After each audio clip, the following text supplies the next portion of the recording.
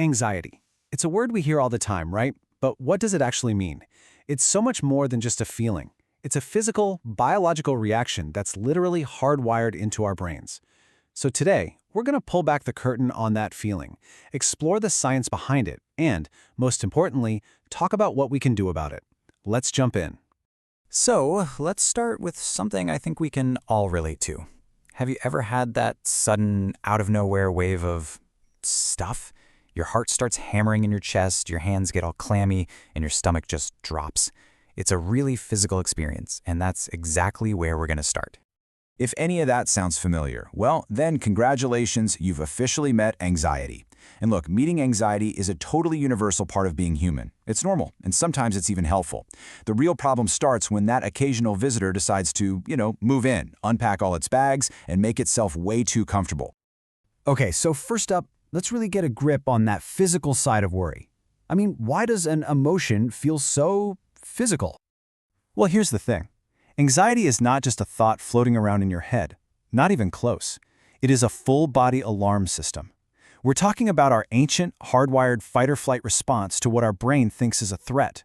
Your body is literally getting you ready to either fight for your life or run for the hills by flooding your system with hormones like adrenaline. And that internal alarm can show up in a ton of different ways. For some people, it's that awful pit in their stomach or a blinding headache. For others, it's a heart that won't stop racing, trouble sleeping, or muscles that are so tight they actually hurt. These aren't just random feelings. They are the direct result of that fight or flight switch getting flipped on. So we get what anxiety feels like in our bodies, but what's actually going on up in the command center, the brain, that's pulling all these strings? When that stress response gets triggered over and over and over again, what we call chronic stress, it does way more than just make you feel bad in the moment. The research is pretty clear. It can physically change the actual structure and function of key parts of your brain. First up, we've got the amygdala. The best way to think about it is as your brain's super-sensitive smoke detector.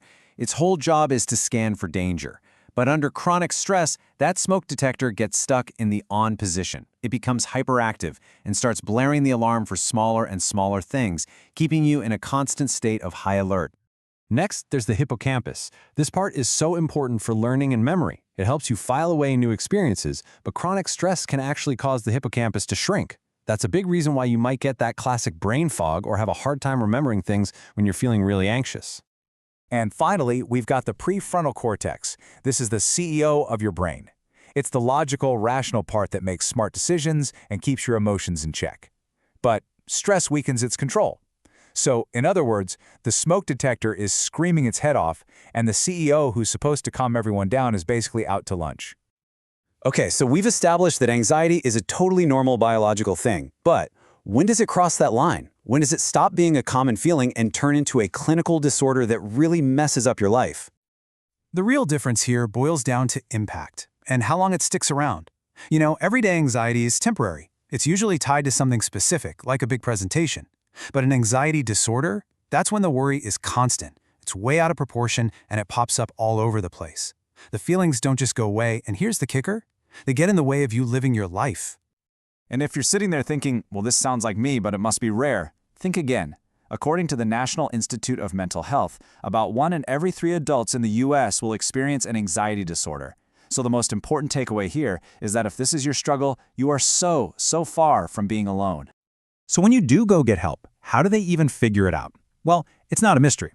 Professionals often use standardized tools, like the GAD-7 here. It's basically a short questionnaire. It's not a final diagnosis, but it's a great way to help measure how severe the symptoms are, turning those hard-to-describe feelings into something you can actually track. Okay, now for what I think is the most empowering part of all of this. Understanding the what and why is one thing, but knowing what you can actually do about it, that's everything. So let's open up the evidence-based toolkit you can start using right away.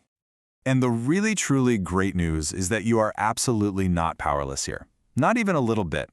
There is a mountain of research that has identified real, practical, and effective skills that can help you manage stress and turn down the volume on that overactive alarm system.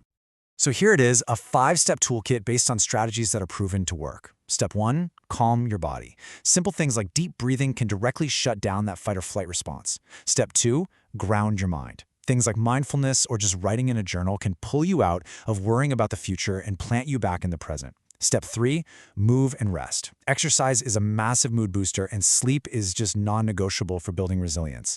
4, reframe your thoughts. This is where you learn to question and challenge those worst-case scenarios your anxious brain loves to create. And finally, step 5, connect and recharge. We are social animals. Connecting with people and nature is a powerful, powerful antidote to stress.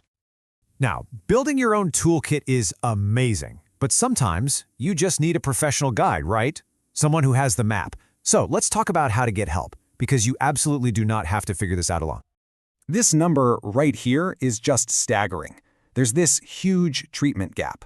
A majority of people, we're talking 59%, who are living with anxiety get no treatment at all.